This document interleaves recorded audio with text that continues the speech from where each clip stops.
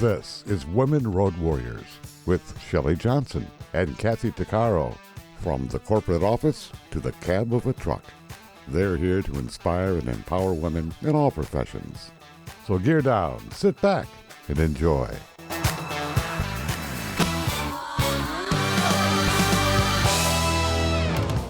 Welcome.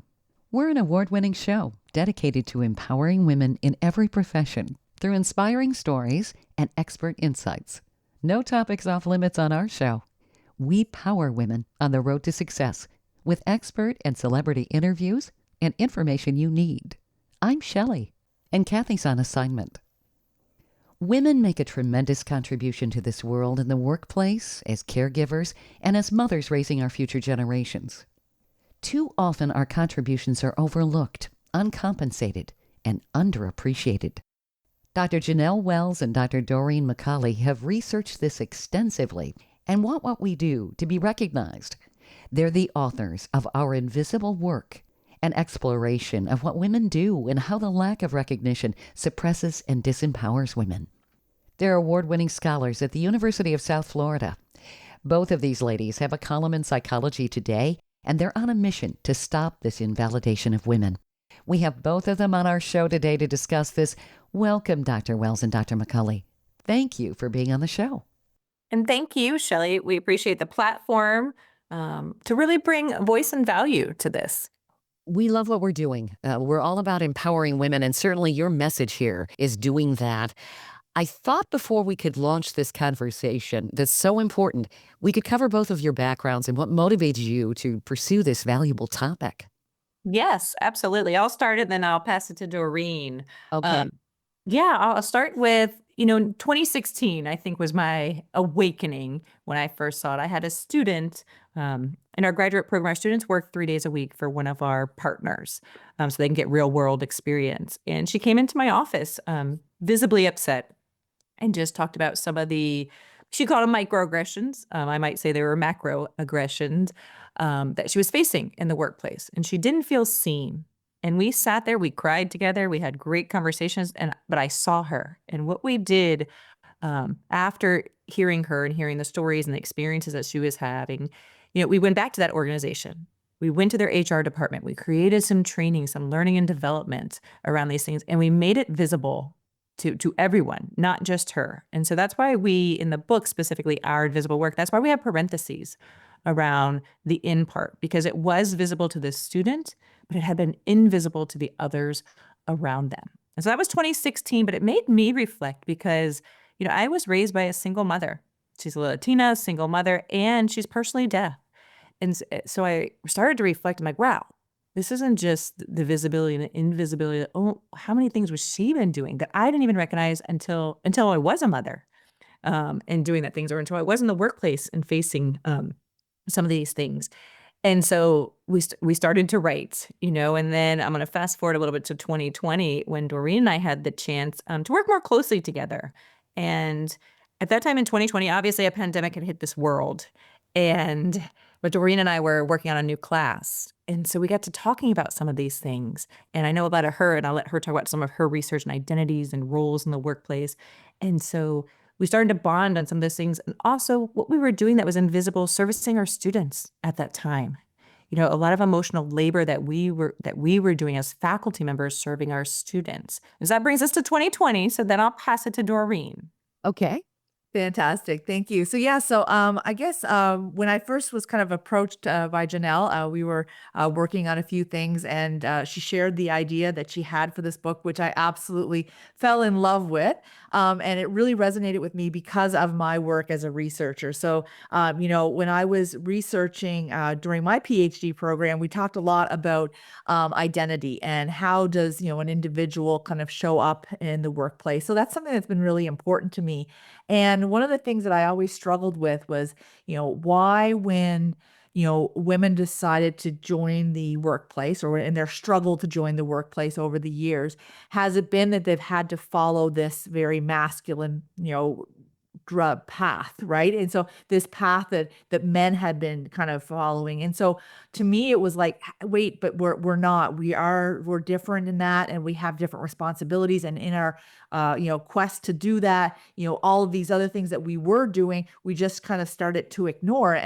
And then they stayed invisible, right? And so that's, to me, when Janelle approached me about this idea, it clicked completely for me. And because actually one of my colleagues did some really great research on looking at what was keeping individuals from the C-suite it was in the accounting profession specifically, and a lot of it was around choice, right? Around the woman's choice to want to do something different. So that to me was like, well, wait a second, maybe we have to redefine success and what that really means, and why do we have to have this kind of one idea of what that success is?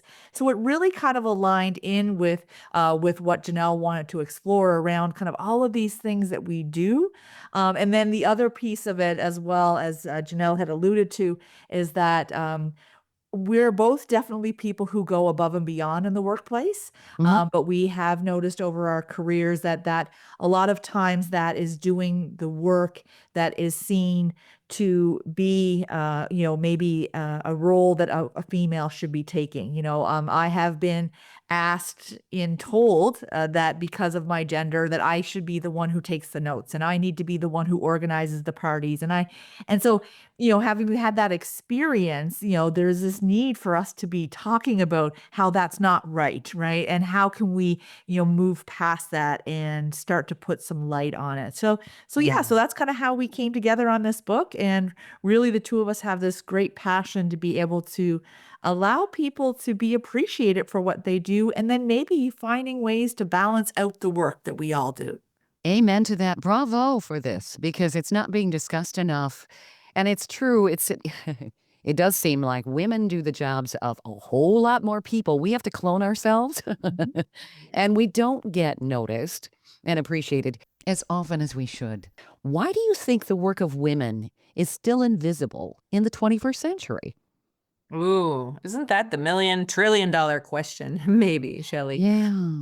I would say, there's always going to be an invisible economy. We know that. Like we're always going to need volunteers, whether it's your association, your church group, the schools. Hey, however, what has happened and what has been happening with higher level dual earning households now, that has changed. Technology has changed. Women are going to school and colleges and graduate at a higher rate than ever before. So those things have shifted. Yet, women still doing 75% of the domestic and care labor at home, that hasn't shifted with the times. Oh, it's true. A woman gets done with work during the day, then she's got a whole lot more work before she goes to bed that night. Mm-hmm. Yes. On average, what the stats are saying is 4.5 hours more. Wow.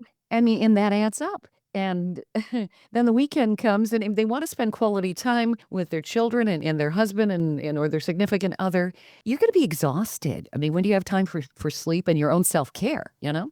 Mm-hmm. Absolutely. So why do you think all of this is? Is it because women have been reluctant to speak up, or they just are taught this is your lot in life? It's interesting because I think it has a lot to do with the society that we belong to, right? And so there isn't a lot of value put on the, being in the home or taking care of, our young, or doing those types of things. And even if we just look at the way that the salary disbursement of different positions in society are, right? And so Mhm. because of that, there has been this want in our, I guess, I think in our want to be successful, we're looking to those positions, we're looking to jobs, and we put value on them just by the actual paycheck they're getting, or the salary they're getting, or whatever the case. And so because of that, I think that there's, it's that's part of it, right? So that's part of it. So what people are aspiring to are these positions that are going to maybe give them more money, if that's what we're really thinking as we define success. But at the Right. same time, I do think you're correct in that women are still, or young ladies and girls are developed to still have this much more of a caring responsibility Mhm. for others, or to be concerned about the, feelings of others. Even, if you look at the toys that we have, right? You have, a typical boy's toy, maybe two trucks that can slam together and no one's going to get hurt. Whereas a typical girl's toy may be a doll or, some type of form that if it hits together, then there's emotions involved. And so from a very young age, we start to kind of understand things from a very emotional point of view. So we are concerned with that more, right? And so because of that, there is this, I think, this weight that gets put on women still, that it's their responsibility. Yeah. Well, when you think about it, traditionally, when you're talking about money making and so forth, that was always outside the home. And when women didn't really work outside the home, they didn't get reimbursed financially Exactly. for caregiving and for raising children. I remember my father saying, "She who rocks the cradle rules the world." I mean, he had the utmost respect for motherhood. And it's true. I mean, we're shaping entire generations, and it's an important role. Caregiving, motherhood, all of the above. And even if it isn't necessarily a paid position, and it shouldn't be based on money, the importance of something, it should be recognized for what it is, because it's a tough job. We have to be psychics. We have to have eyes in the backs of our heads. You're always trying to anticipate what your kid's going to be doing. Or if you're taking, say, care of an elderly parent or a family member, that's a whole new can of worms that people are dealing with a lot today. And it's usually that falls on the women too. And Shelley, you're making a really good point there, because I think there's also something around, because, like, it shouldn't be money. It shouldn't be, there's this kind of, another piece of this puzzle to me is this concept of like the zero sum game, right? It's so that if you get something, I must be losing something, right? And we don't think of how, well, no, how can we be creating something together, right? And so when I think, if you think of, the very liberal feminist approach to trying to get kind of significance of women in society, it was very much that we needed to enter the workplace, because that's Yep. where money was, and that was where there was power. That was the significance. And so Right. when you have that, though, but it was like, well, if someone gets in and someone else tries to get in, you're taking it away from that someone who already got in, right? So there's only like one seat at the table for a woman, for example, right? And so, it created this competition between us as well.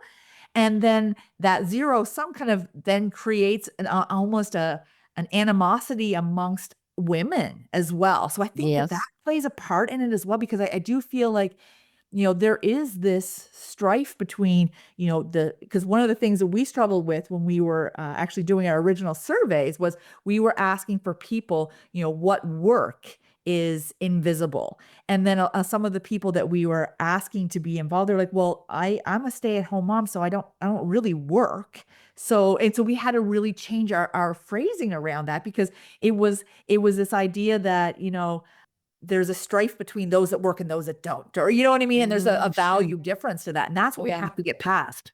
I don't know if you knew this, but I think it was back in the 1940s in Washington, D.C., a lot of federal workers, there were women and men working. If they got married, one of them had to quit because Mhm. both of them could not be on a federal payroll. And of course, usually it was a woman. Right. So a lot of people cohabitated at that point because they didn't want to lose that extra income. They wanted to work. And why should a woman have to say, okay, I'm done?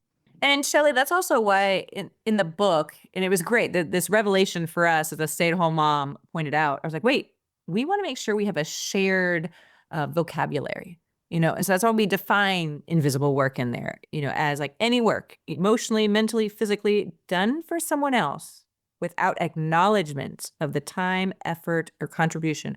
So again, here, we're not saying the compensation, but how do you acknowledge our work? Sometimes I need that work. It could be a simple thank you, right? Giving me the bandwidth, the space to be able to do all the work Sure. that needs to be done. Stay tuned for more of Women Road Warriors coming up. Dean Michael, the tax doctor here. I have one question for you. Do you want to stop worrying about the IRS? If the answer is yes, then look no further. I've been around for years. I've helped countless people across the country, and my success rate speaks for itself. So now you know where to find good, honest help with your tax problems. What are you waiting for?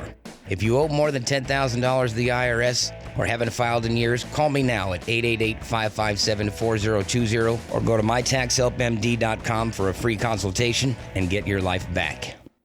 Industry movement Trucking Moves America Forward is telling the story of the industry.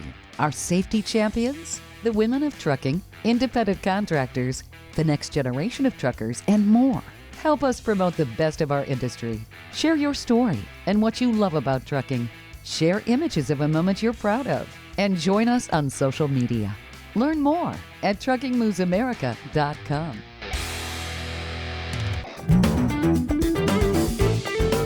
Welcome back to Women Road Warriors with Shelley Johnson and Kathy Tuccaro. If you're enjoying this informative episode of Women Road Warriors, I wanted to mention Kathy and I explore all kinds of topics that will power you on the road to success. We feature a lot of expert interviews. Plus, we feature celebrities and women who've been trailblazers. Please check out our podcast at womenroadwarriors.com and click on our episodes page. We're also available wherever you listen to podcasts, on all the major podcast channels like Spotify, Apple, YouTube, Amazon Music, Audible, you name it. Check us out and bookmark our podcast. Also, don't forget to follow us on social media. We're on Twitter, Facebook, Instagram, Pinterest, LinkedIn, YouTube, and other sites. And tell others about us. We want to help as many women as possible. Women really do power the world, in the workplace, at home, and as caregivers shaping the next generation. Yet too often, their work goes unseen, uncompensated, underappreciated, and unacknowledged. Dr. Janelle Wells and Dr. Doreen MacAulay, award-winning scholars at the University of South Florida and columnists for Psychology Today, have dug deep into this issue in their book, Our Invisible Work. Through research and personal stories, they shine a light on the hidden labor, like organizing, caretaking, and emotional support that keeps workplaces and homes running, but rarely gets recognized. They're on a mission to bring this vital, undervalued work out of the shadows and into the spotlight where it belongs. Dr. Janelle and Dr. Doreen, it seems like for years, the importance of the roles women play have been so under-acknowledged and maybe even demeaned. Well, for instance, the term housewife. Since when is a woman married to a house? They're not. Mm-hmm. I mean, that seems kind of demeaning, doesn't it? Oh, absolutely. And there's a lot of work that goes into managing a home, planning, budgeting, scheduling. It's probably a multitude of tasks that if you really break it down, it's a job and it's nonstop. It's true. You know, it's one of those things that I've had several students over the years who have come back after having had children. And so they're, maybe they're upskilling a little bit and then they're going into the workplace and they're worried about it and how, and it's been this interesting, exercise to work with them to kind of show them the skills that they've developed when they do it. And how do you put that into, resume language? Yeah. Because, and when you talk to them and you say, okay, well, you organize this schedule and then you're the one who kind of takes care of all the, arrangements for things, or let's say that you're trying to, have 5 or 6, depending on how many kids are in your household, along with yourself and your spouse that you're trying to manage, all of these, management skills, project management skills, time management skills that they have. And then so they don't realize. And so I tell you this because I think it is really, if we look at the skills required, the effort required, the time, all of that, it is like a full-time, well, it is a full-time job. It is. And the skills are really important because you're having to do all of these things. And that actually transitions well into the workplace because you have to be a negotiator, you have to be a manager, you have to be a diplomat, you have to be a planner. All of these are definite skills.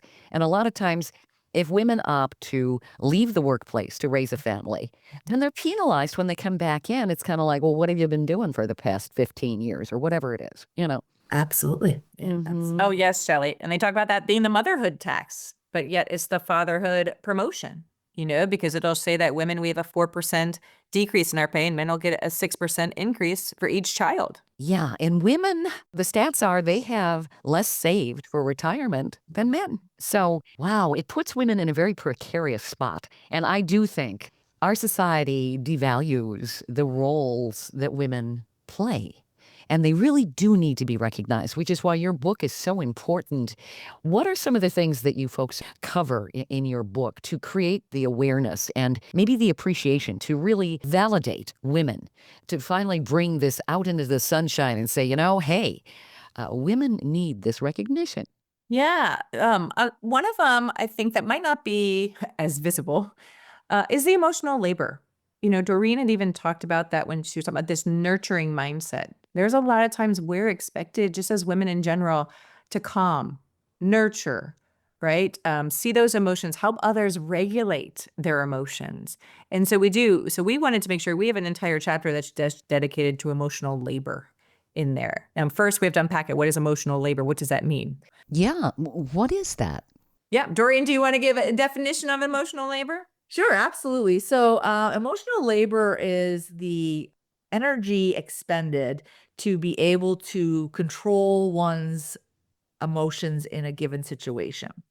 So, if you think about, you talked about, sometimes mothers have to be the negotiator, or wives have to be the negotiator, and in that situation, you may want to be very angry, right? Because you're negotiating over something that you think maybe you shouldn't be negotiating over, right? And so there may be this, but having to keep your calm, right? And to kind of express an emotion that's going to allow the situation to move forward the way that it needs to, not necessarily that one that you're feeling inside.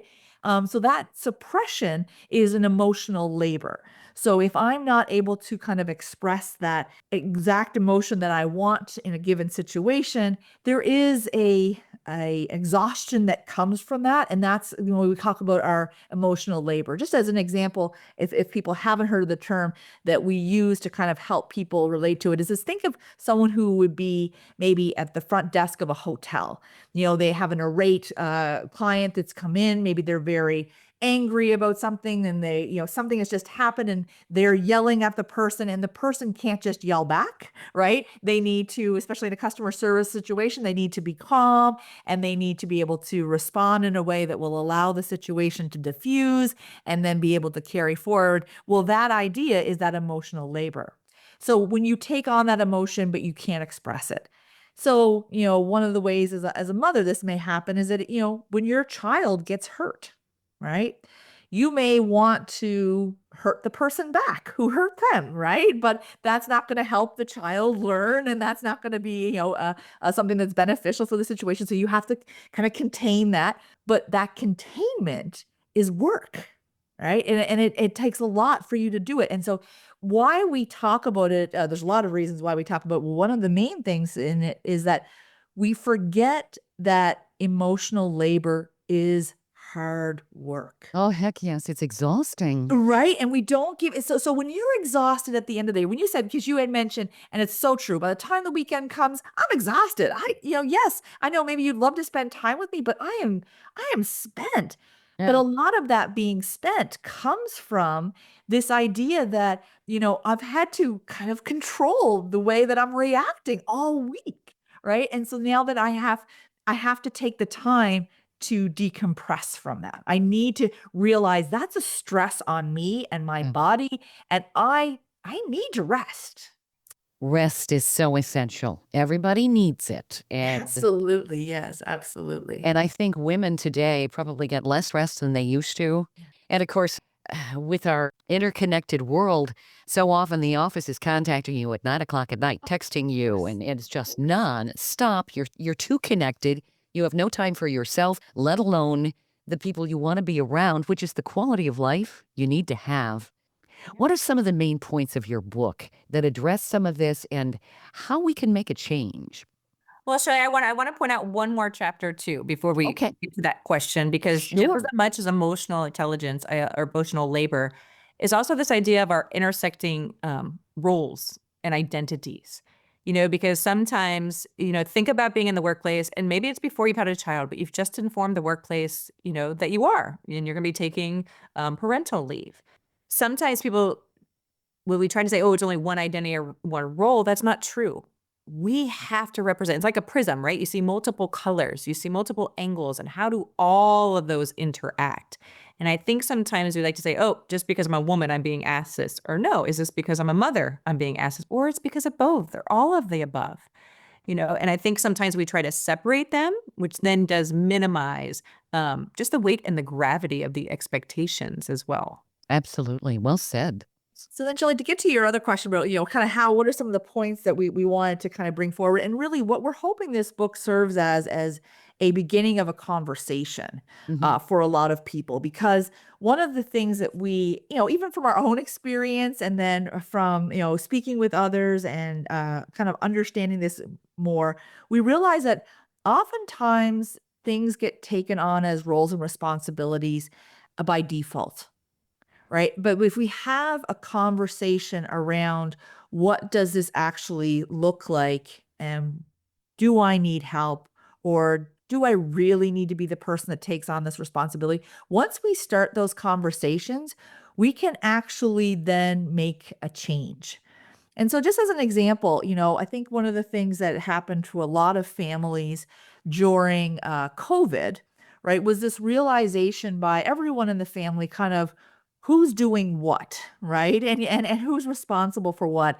And when you had time where you were probably maybe spending a lot more time under the same roof as people, you start to see what people do on a regular basis.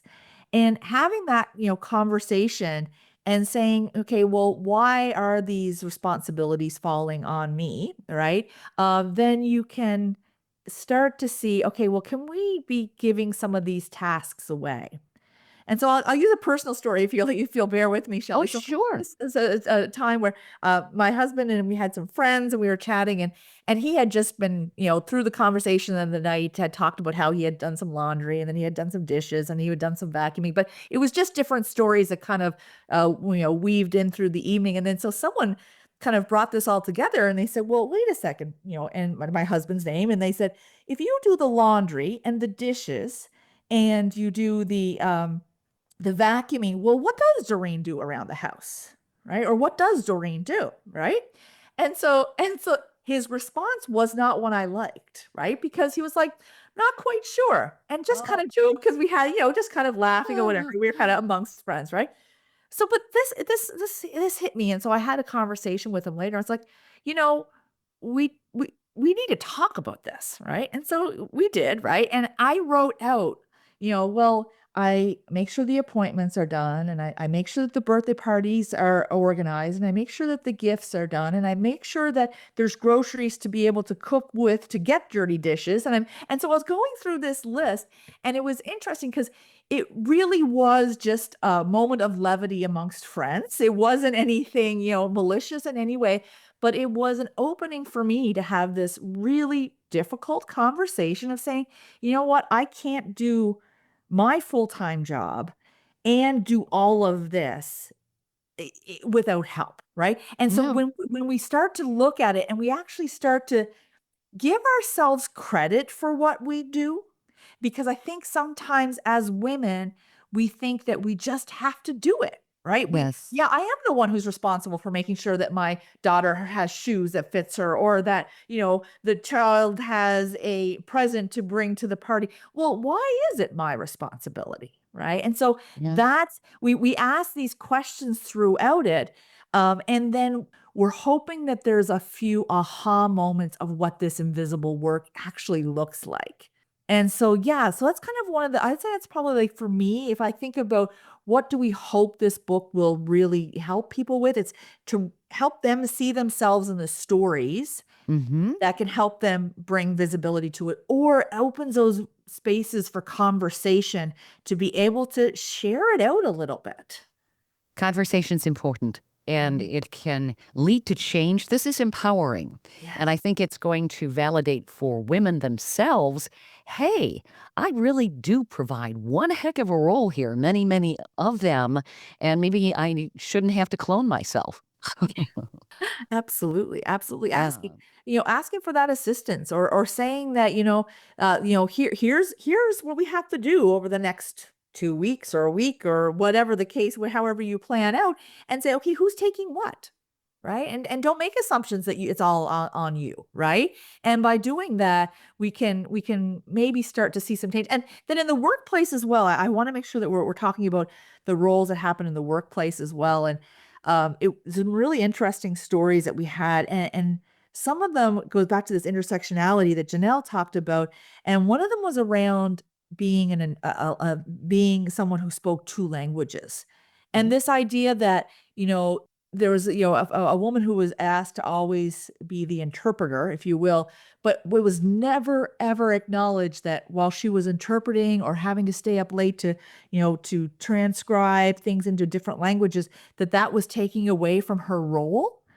Right. And so it was like she was being asked to do something that was going to help benefit the company and help benefit the organization, but it was outside of the job description, but it was necessary. So then there was no value put on it, right? And so Yeah. those kinds of things, again, just to have those conversations. So basically, get to your rightful place in the workplace. This is empowering to women to say, wait a minute, let's have a conversation here. I'm an interpreter. I speak more than one language. That's a job in and of itself, and a very, very important one, because if you can't communicate, you got nothing going on. You have to be able to have someone who can convey that information. It empowers women to get the proper compensation, because a lot of times they don't ask. Absolutely. Yeah. Absolutely. Yeah. And then it's interesting because a lot of research that, over the last 20 years or so, when we look at things that have changed in the workplace, one of the big ones is this value placed on culture. Yeah. Right? That people need to and they want to go to a place that's enjoyable for them, that they can feel like they belong. And a lot of the work that goes into making a place really fun, making it so that people feel valued, is the things that we don't necessarily have written in a job description. Yeah. Whether it's mentoring, whether it's, hosting that, luncheon to make sure you recognize people for special events, all of these things. And what we found through the work was that often these responsibilities that are essential to the bottom line of an organization, because we know culture is important, they're not being compensated, and they're being put on to women in the workplace. And women do it without questioning it, where I think a man might say, hey, wait a minute. That's not part of my job. Can we have a conversation here? Right? Absolutely. Yeah. Mhm. Absolutely. So in a lot of ways, I think maybe women are taught, you just take on more because that's who you are. And just don't say anything about it. Just do it. Right? Mhm. Yeah. Stay tuned for more of Women Road Warriors coming up. Dean Michael, the tax doctor here. I have one question for you. Do you want to stop worrying about the IRS? If the answer is yes, then look no further. I've been around for years. I've helped countless people across the country, and my success rate speaks for itself. So now you know where to find good, honest help with your tax problems. What are you waiting for? If you owe more than $10,000 to the IRS or haven't filed in years, call me now at 888-557-4020 or go to mytaxhelpmd.com for a free consultation and get your life back. Industry movement Trucking Moves America Forward is telling the story of the industry. Our safety champions, the women of trucking, independent contractors, the next generation of truckers, and more. Help us promote the best of our industry. Share your story and what you love about trucking. Share images of a moment you're proud of. And join us on social media. Learn more at truckingmovesamerica.com.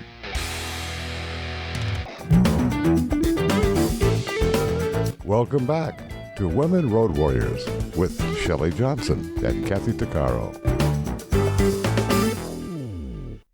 Let's talk about something too often overlooked. The invisible work women do every day. From managing households to raising children to carrying the emotional load at work, these critical contributions keep everything moving. Yet they're not always recognized or rewarded. Women do many things that are tremendously important, like caretaking and nurturing, that often never even get a simple thank you. Yet these are essential roles that shape generations. Dr. Janelle Wells and Dr. Doreen MacAulay, both University of South Florida scholars and Psychology Today columnists, are changing that with their book, Our Invisible Work. They uncover how this hidden labor drains women's time and energy, and why it's about time to value every contribution women make. They hope their book will reinforce to women the valuable roles they do play and help them to not be afraid to ask for help when they need it. Dr. Janelle and Dr. Doreen, your book opens up a new perspective for everybody. I would think this is an important book for both men and women. It's an eye-opener. Absolutely. It was interesting. I had an uncle that read the book, and it was interesting. His response was, after I read it, I sat back and I thought to myself, wow, I have 2 children in their 20s, and I don't actually know how that happened. And it realized that, you know what, maybe my wife did a lot more than I thought. And it was brilliant because it was someone I didn't think the message would resonate with, but he really took on this sense of like awakening, awe, whatever you want to call it, of, oh my goodness, I have been having a lot of things done around me to give me this family, to provide for this family. And it was really a beautiful, beautiful situation, Shelley. I love it. Yeah. Well, it's an awakening. I like this. That's a good way to describe it because, I think human beings have a tendency to do out of sight, out of mind. And hey, it just got done. I don't know how, but it did, and that devalues how it was accomplished because there's a lot of work for that end result. And especially if you're raising kids, oh my, lots of twists and turns along the way, and it's not an easy road at all. And the same in a company, all the things that have to be done. There's somebody who's doing that, who you don't see. And it's more than just what the man behind the curtain with Oz. And Oz actually wasn't who we thought Oz was anyway. It's people like women who are doing all of these very important tasks to make the world go round. I love what you're doing. Where can people find your book? Absolutely, Shelley. And I think one more point to add, where to find it, right? First and foremost, Ingram Sparks is number 1, and then Amazon as well. Okay. If you go even to our website, www.wellsquest.com, people can find those 2 links there on Our Invisible Work. And I think one thing to add, that is why we named it and we titled it Our, because each and every individual has some type of work that they're doing, right, that others might not know and be visible to us. So it was an invitation into this conversation. It is. And it's an awakening for women too, because they just do things, I think, out of a force of habit and really don't think about what they're doing. This gives them a chance to sit back and say, I'm pretty cool. What I'm doing is pretty amazing. And that validation has to be a positive outcome. If you feel better about yourself, you're going to do it better. You're going to feel good. And maybe you're going to step up and say, I need help here because we're terrible as women for asking for help. And the other thing too, Shelley, if I can add to that, is that we're terrible at acknowledging it in others as well, right? Yes. So, if I can call in your listeners, to go out in the next week and find one, maybe it's another woman or just one person that they know they're doing something that's really not getting recognized, and acknowledge that so that we can help lift one another up when we're doing this as well. So it's not just about, because we have to examine what we're doing and we have to give ourselves a little bit of, room to do a little less, as well. But we also need to help each other with this, getting to this place where we're not having to feel like we have to be superheroes to get things done. All of us are always looking for our cape. Yes. And we're human beings after all. And we have to be able to take a step back and ask for help. And yes, acknowledge others. Just walk up and say, hey, I think you're pretty incredible. What you're doing is just massively awesome. And somebody might be taken aback and say, I really hadn't thought about it, Absolutely. Mhm. Absolutely. What is your book, the title again? It's Our Invisible Work, correct? Yes. And where can people find it again in case people didn't write that down? Yes, absolutely. I'd first go to the website, www.wellsquest, so that's WELLSQUEST.com. And there's a website there, Our Invisible Work is under there. Or if you look on Amazon or on Ingram Sparks, you can find, it's called Our Invisible Work, how everyone everywhere experiences it every day. This is really important. I love the conversation you've opened up here. Do you have a couple nuggets for ladies who are listening? Maybe a way for them to not be invisible? Yes. I'd first start with, think back to, sometimes we start with our roles and our identities, right? What might they be? And so we do this exercise and this tool of first just having an awareness of that. Because again, Shelley, as you said, we just do things out of habit. Okay, we need to organize, we've organized, right? We need to problem solve, we problem solved. We went and got the list, it's done. And so sometimes thinking about, write those things down. What do you wholeheartedly identify with? Maybe it's being that, I do want to help and be that volunteer at my church or at my children's school, right? I am the social planner. That's all right. Embrace all those roles and identities that you embrace. Write those down. And listen, there might be 10, there might be 20 of them. Okay. Maybe it is I'm daughter. I highly identify as a daughter, right? Or this granddaughter, because every Sunday I call my granddaddy to say hello, and have a 20-minute conversation. So write down first those roles and identities that are truly meaningful to you, right? And then from there, are there anything that rolls up into those roles and identities that maybe someone isn't recognizing the amount of work that you've been doing for them, right? Maybe you are the social coordinator at work, and I love being that, but gosh, for 10 years now, no one else remembers to get the birthday cards or get them signed. And I'm constantly now I feel like a nag, and people are feeling that, right? So that would be a task, okay, that's being associated to something I highly identify with. But then also think about the third step would be, how do you want to be acknowledged for that? Maybe it's a simple thank you. Maybe it is someone else taking over the work or just acknowledging the work that's being done. I love this. Definitely food for thought in things that women need to do. Because if we don't empower ourselves, we aren't going to empower other women either. This is wonderful what both of you are doing with this book, and I really appreciate you being on the show. Well, thank you very much for giving us the space to have the conversation. So we appreciate that as well. Very much so. This is a message that definitely needs to be talked about and conveyed to everybody. That's how change is made, and starting conversations and actively pursuing that kind of change. Thank you so very much. We appreciate you having us, and this is wonderful to have a forum. Thanks. Yes, absolutely. Thank you for sharing with our listeners. We hope you've enjoyed this latest episode.